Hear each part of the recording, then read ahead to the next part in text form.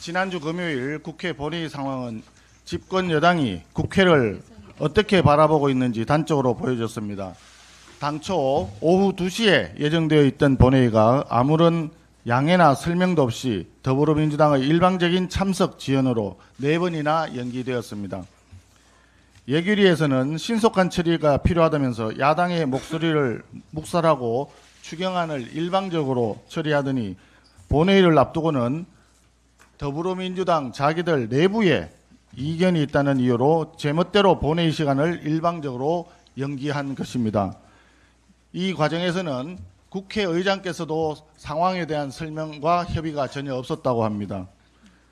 국회 본회의장을 마치 제 집 안방처럼 여기는 무리한 행동이었습니다. 그렇게 더불어민주당은 단독으로 추경안을 통과시키면서 자기들이 작년 가을 불필요한 쌈짓돈이라고 비판했던 대통령실 특활비를 되살렸습니다.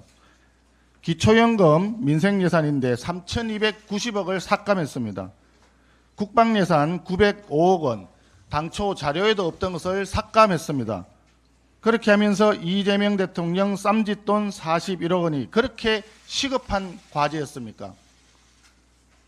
이재명 대통령 스스로 떳떳했다면 정부의 추경 예산 안에 대통령실 특활비 부활을 반영하고 대통령이 시정연설을 통해서 직접 국민들께 양해를 구했어야 합니다. 그런데 정부 추경안에는 넣지 않고 국회 심사 과정에서 여당 의원들을 앞장세워 특활비를 설거머니 집어넣은 것은 아주 비겁한 차도 살인 정치의 민낯을 보여준 것입니다. 이번 추경을 통해서 이재명 정권은 국채 21조 원을 발행하면서 소비 쿠폰이라는 이름의 12조 원 돈 뿌리기 포퓰리즘 예산을 편성한 것입니다.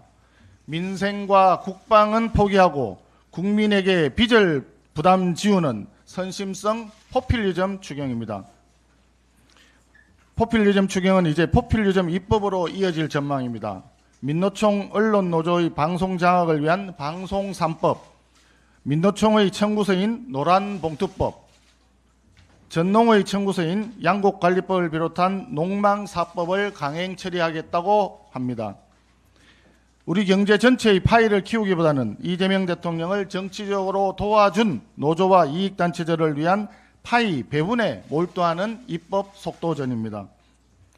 국회가 이재명 대통령이 현금 버튼을 누르면 현금이 쏟아져 나오고 입법 버튼을 누르면 아무 법안이나 쏟아져 나오는 이재명 대통령의 개인 자판기로 전락하는 꼴입니다. 그렇지만 국민의힘은 야당에 주어진 견제와 비판의 역할을 다하겠습니다. 총리에 이어 이제 장관 후보자 청문회가 이어집니다. 부모가 아파트를 사주면 신분이 고착화된다고 강연해서 말한 지 1년도 채 되지 않아 아들의 아파트 매입을 도와준 외교부 장관 후보자 조현, 근로계약서도 쓰지 않고 5곳에서 겹치기 근무를 했던 국가보훈부 장관 후보자 권오월, 온 가족이 태양광 사업에 얽혀 있으면서 태양광 사업 지원 법안을 연달아 발의했던 통일부 장관 후보자 정동영, 제자 논문 가로채기에 논문 중복 게재까지 연구 윤리를 잇따라 파괴한 교육부 장관 후보자 이진숙, 변전충 내각의 추악한 민낯이 국민 앞에 고스란히 드러나고 있습니다. 장관 후보자 중에 전과나 의혹이 없는 후보자를 찾아보기가 어렵습니다. 대통령과 국무총리처럼 전과와 의혹투성이 사람들만 골라서 기용하기로 작심한 모양입니다.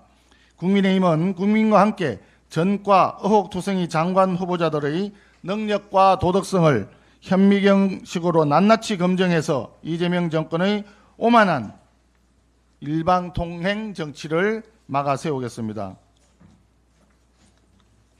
관세에 대해서 한 말씀 드리겠습니다. 상호관세 유예 기한이 7월 8일로 불과 하루 앞으로 다가왔습니다. 그 전에 유예 연장이나 관세 인하 등 실질적인 협상 타결이 이루어지지 않으면 최대 25%의 관세가 부과될 것입니다. 이미 자동차에 25% 등 높은 수준의 개별 관세가 적용되는 상황에서 상호 관세까지 더해진다면 대한민국 수출 산업은 큰 타격을 입을 것입니다.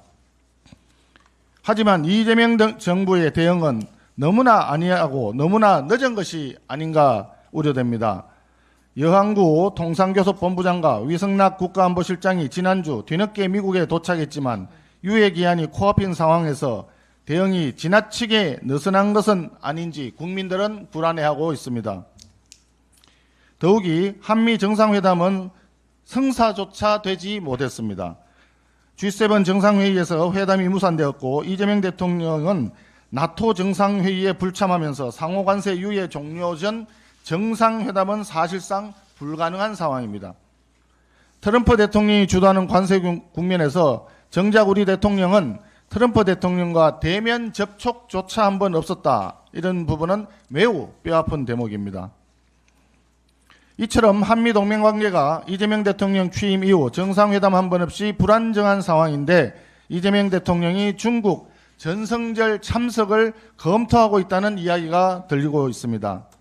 한중 간의 시급하고 예민한 현안인 중국의 서해 불법 구조물 설치 문제는 아직 해결 기미조차 보이지 않고 지금 이 순간에도 우리 해양 주권이 심각하게 위협받고 있는 상황입니다.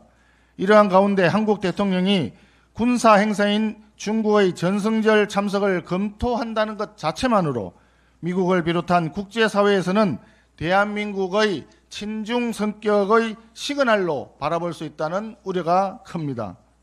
지금은 한미동맹과 한미일 협력 강화에 외교 역량을 집중해야 할 시점입니다.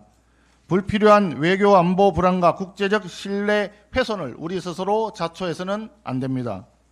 국제정세가 그 어느 때보다 복잡한 지금 굳건한 동맹을 약화시키는 외교는 결국 국민을 불안하게 만들고 국익을 훼손할 뿐입니다.